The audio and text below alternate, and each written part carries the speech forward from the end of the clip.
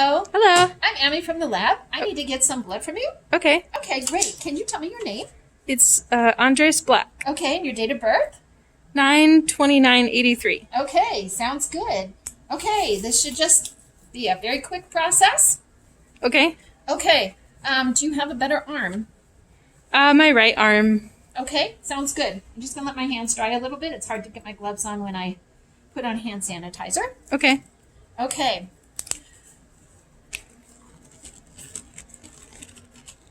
We're almost on. When your hands get wet, it's easy. Okay. Okay.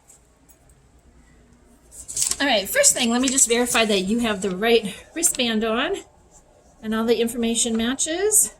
So I'm going to check your MRN as well. Okay, everything looks good.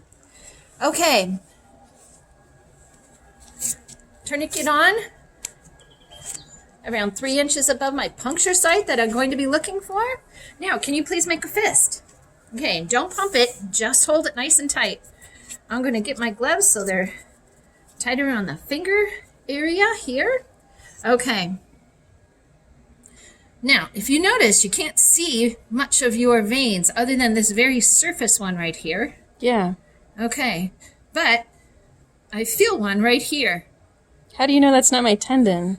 Well, if I don't want it to be, if I'm not sure if it's a tendon, I can twist your wrist and I can feel that there's nothing moving in there. I can still feel the vein popping back at me. Now, notice I'm not rubbing like this. I'm going up and down, up and down. Okay. Okay, and I can feel it with both of my fingers here just to make sure I'm feeling what I think I'm feeling. Okay, now I've had this tourniquet on a little long, so I'm going to pop it off while I get my supplies ready. Okay, so I have a safety and a needle with no safety. So one safety and only one safety. So twist it off, take off the clear part, and put this into the holder. This can go right away into a sharps container. Okay, I also need to get a cleaning agent. The way I open these is rip them right down the middle and makes it easy so you can take it right out. And we're going to get some cotton balls. Okay, and finally, I'll get some tape. Going to have this tape nice and ready, and I put it on my clean gloves so it's easy access for me to get it, and it's ready for when I need it. Now, I have all my supplies ready, and I'm going to reapply the tourniquet. Now, when I retie the tourniquet, I might have to wait a minute for that vein to pop back up again, which is fine. So I knew it was in this area right here, so I'm going to look again for that area. You've got your fist held nice and tight again. And now I'm looking at her vein, and the vein kind of goes as a little bit of an angle here, this way. So you can kind of follow the vein along and see exactly where you want to puncture. So I'm going to clean the area, and I'm cleaning this, but I am not sterilizing this. So if I need to touch again, it's fine, as long as I'm not drawing a blood culture. I also wipe off. If you leave a little bit of the alcohol on it, it can sting. Now, being aware of my bevel, I want to make sure that I have my bevel up. Again, with these carrot tops, it can move around.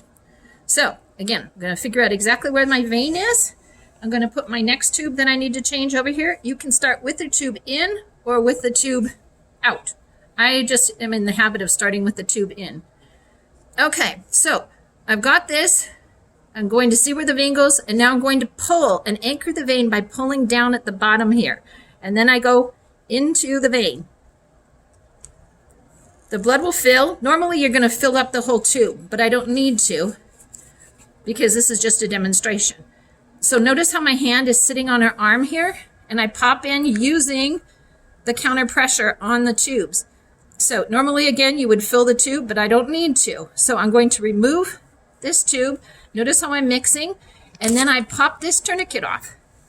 Grab my cotton ball. I'm not going to apply pressure until I take out the needle. As soon as I do, I'm activating the safety right here. You can activate it by pushing on it or just pushing it against the table here. Notice I'm holding pressure on the site, good solid pressure on her site now. At this point, it's very important to talk to the patient. This is, if someone is going to faint, this is a really common time for them to faint. So you ask them, how's it going? and what else you have to do today, and make sure they're responding appropriately to you. As long as they are, you're good. At the same time, you can be mixing the tubes of blood while you're talking to these people, making sure that the anticoagulant is mixed in, making sure the clot activator is mixed. Okay, so these guys are good. They're ready to go. You can also have the person at this point hold her own thing, only she's holding a phone. So we're going to check this. Before I put a piece of tape on, I'm always going to check it.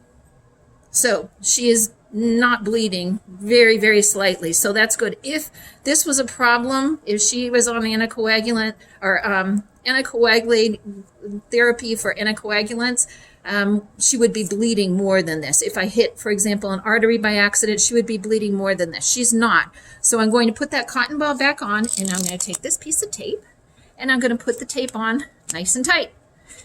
And I will remind her, please take this off. It's an outpatient, say, take this off when you get home. If it's an inpatient in a hospital, you would tell them, take it off during the next commercial, and make sure that they're still talking to you.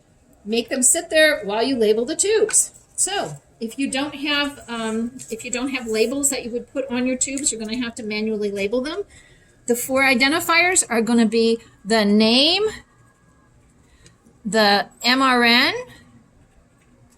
the date and time, and my initials. Name, MRN, date and time, and initials of the person who collected this. You would put this on both tubes, and then you would sign your requisition, put the date and the time on that as well.